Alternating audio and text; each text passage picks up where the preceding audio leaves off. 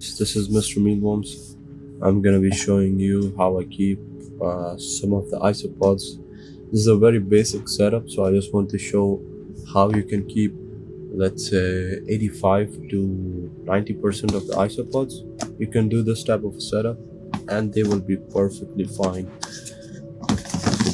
So these are the Paracyphus isopods that you can find some of them here. There is one here. Hope I can get him in the video. Yeah, there's a lot more down there. I'll show you. So a basic setup starts with the cocoa fiber as the ground substrate.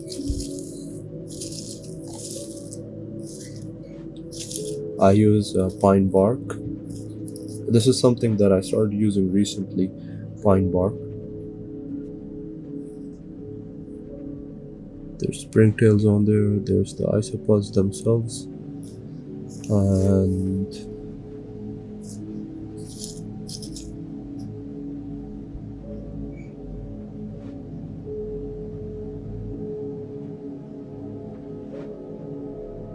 they're doing pretty good.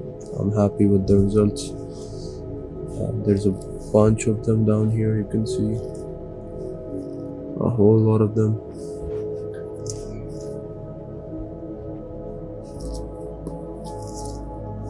So cocoa fiber as the base substrate.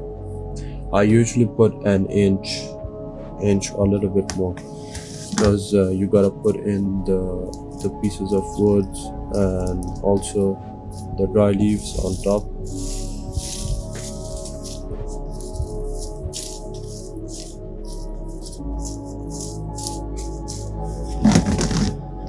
The container has holes on the side, of course the fork holes.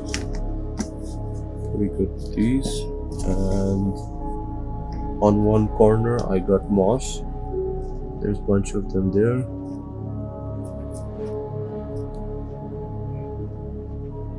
Some pieces of the calcium seashell thingy. I can't remember the name, but you can see the isopods here, and some springtails too. They love to eat this. It's normally given to the parrots and stuff. It's a source of calcium. It works really good for isopods as well. They love to nibble on it.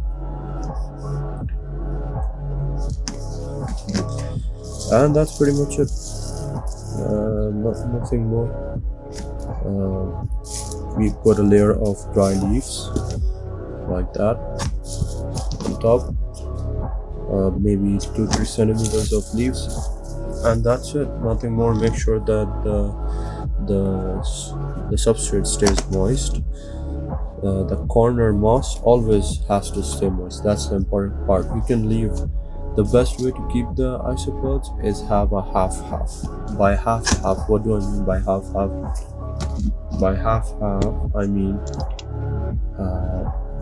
half of the container is moss, half of the container is leaves. This half with the moss always stays moist. Make sure to note moist, not wet. Even though right now this is a bit wet, yeah, but these guys are tolerant. They should be fine.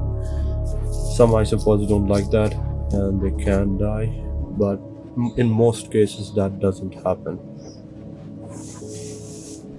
So this is like a basic setup. That's all you do. You can add in a few pieces of vegetables every 3-4 days, and these guys should boom and be happy and give you lots of babies. And that's pretty much it.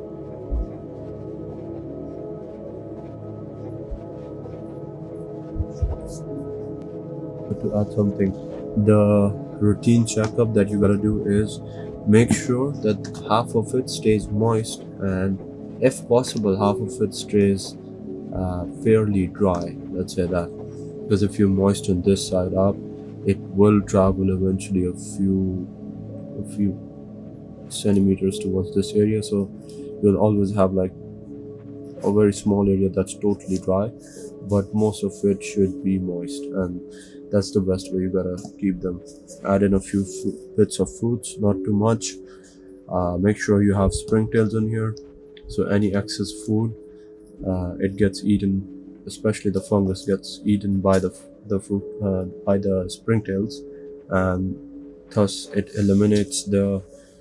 basically outcompetes the fruit flies, and you have a fungus gnat fruit fly free enclosure.